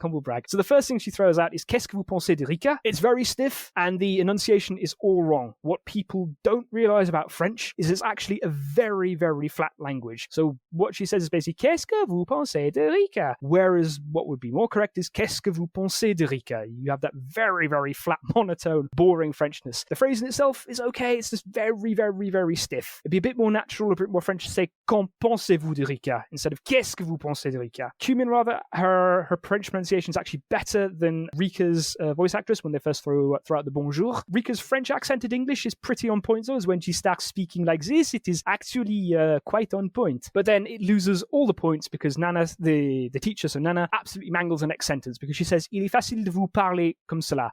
No, that's not how the infinitives work in French. It's just been copy-pasted from English. "Il est facile de vous parler comme cela." It's easier for you to speak like that. But no, you'd be more like, c'est plus facile de parler comme ça. So she blew it. She absolutely blew it. So basically what you're saying is that one scene ruined the anime completely. 0 out of 10, don't watch Chunibyo. 0 out of 10, don't watch. Although there's a lot of German that's thrown around as well, and I have to say that Rika's German is pretty on point. Like, her weapon is Die Königin der Nacht, which means the Queen of the Night. She has a couple of interesting attacks, and one of them, I think it's when she's fighting Toka for the really serious one, so in episode 8. It's Schwarze Aschenputtel, which literally means Black Cinderella, which is just a fun little thing to watch out for. And this is why I brought you onto the episode. Thank you. I aim to please, yeah. Honestly, thank you. First of all, thank you for coming on the episode, Wonko. And second of all, thank you for having such a thorough analysis on this series. We've skipped a lot, to be fair. There's so much to go into. You could literally write a thesis just on Yuta and Rika's character dynamics. There is so much that me and Sats have cut aside in the name of brevity. And I'm sure that in the editing process that our poor Sats has to go through, there's going to be more still that's paired off. But if anything, please take home the passion that both me and Satsunami have for this series. It really is something else. It goes back to the old days where, it was a simple story, well told, it's interesting, it has hidden depths. It's really an anime of two halves. You have the rom-com, you have the seriousness. It's not perfect. If there's one thing that I would say, I'd say it's stronger when it's doing the slice of life and the more rom-com stuff. And it's a bit egregious, bit trigger happy with the raining on Rika's parade. Just one of the scenes would do in the second half. Either the revelation that her dad's gone or the revelation that her mum's coming back. Didn't need both of them. I think she was a bit of a chew toy for the universe in that regard. But it's just so well done. There's humor, there's charm, there's a lot of love. It's well done. There's something for everyone. It's beautifully put together. There's chemistry between the characters. And it really is a breath of fresh air. If you're feeling a bit burnt out on modern anime, a bit burnt out on the old isekais or anything else for that matter, just step back and give Chunibyo a go, I would say. If you're burnt out with all the action anime and that kind of thing, go check out Chunibyo. You honestly won't regret it. It's quite short episodes, it's 20 odd minutes long as usual for an anime. There's about 10 episodes for the first season, I want to say, or is there more actually? There's like 11, 12 plus 12? one with the OVA Okay. that we can't talk about. Yes. I forbid it. Yeah, that's next week's episode. Whew, I'll get started already. But once again, Wonko, thank you so much again for coming on this episode. It's been a pleasure talking about this anime with you. Oh, it's always a pleasure. I have a couple of quotes from the light novel that I could end on if you want. Yuta resumes, basically. He's on Chunibyo. He says that everyone has events that happen to them. Those events are the reason that some people get involved in Chunibyo. It enchants them, or it protects them, or so on. And then also, right at the very end, because brief aside, the LNs are a bit more focused on Rika and Yuta. They don't stretch out nearly as long in time as the anime does, and they're actually very well written as well. I would definitely say give them a whack. He says, will this delay her recovery? Who cares? The most important part is having someone around who understands you, one who doesn't care about the disease, thus Chunibyo. Oh, also they kiss immediately in the light novel, making it immediately better than the series. Yes, and on that note, I'm going to go away and, cry in a dark corner, because I can't believe that. Anyway... Back to my Dark Souls then. You mean 2 seasons in a movie and they only get what? You know what, I'm not even going to spoil it. Thank you all so much for listening to this episode. Seriously, go check it out. It's a fantastic anime. But if you want to hear more content from the Chatsunami peeps, you can find us on Spotify, iTunes, YouTube, and of course our website. Just look for the Red Panda under the name Chatsunami and we'll see you there. But until then, thank you all so much for listening to this episode, and as always, stay safe, stay awesome, and most importantly, stay hydrated.